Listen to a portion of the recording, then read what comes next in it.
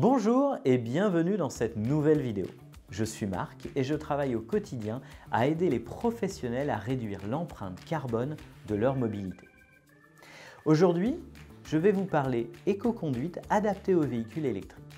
Derrière ce terme un peu fourre-tout, on découvre en fait une panoplie d'aides et d'astuces pour consommer moins d'énergie.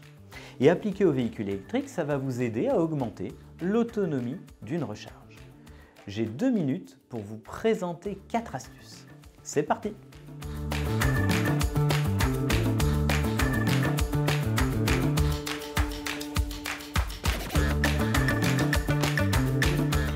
Première astuce, roulez plus doucement. Vous êtes assez nombreux à le savoir, mais pour rappel, avec un véhicule électrique, plus vous roulez vite et plus vous consommez. Autant vous dire que sur l'autoroute à 130 km/h, l'autonomie de votre véhicule baisse drastiquement.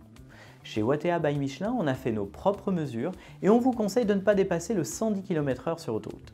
C'est tout simple, ça ne vous fait pas perdre beaucoup de temps, vous roulez un peu moins vite et vous allez plus loin.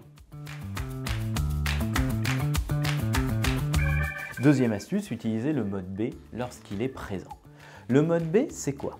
Ce dispositif se trouve sur le sélecteur de vitesse de votre véhicule électrique. En l'activant, il augmente la force du freinage régénératif. Concrètement, si vous lâchez l'accélérateur, le véhicule va déclencher un frein moteur plus fort que le frein habituel et ainsi générer de l'électricité qui sera stockée dans la batterie. L'utilisation de ce mode peut se faire au quotidien et en toutes circonstances, mais c'est particulièrement conseillé dans les zones montagneuses en descente. Troisième astuce, optimisez la durée de vie de votre batterie. Cette astuce n'est pas de l'éco-conduite à proprement parler, quoique.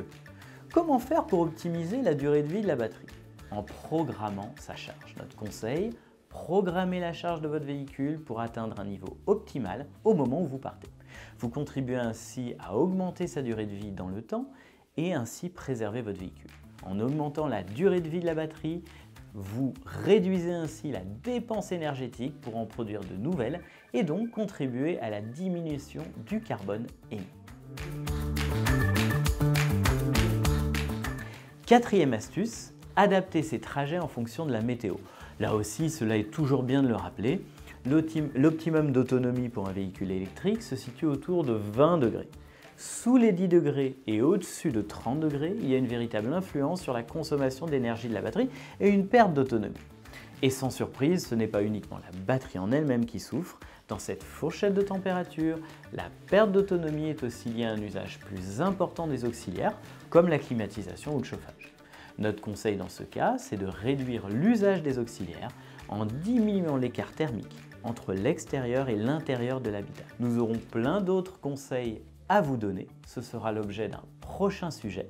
Merci de nous avoir suivis, abonnez-vous et activez les notifications pour être informé des prochaines vidéos.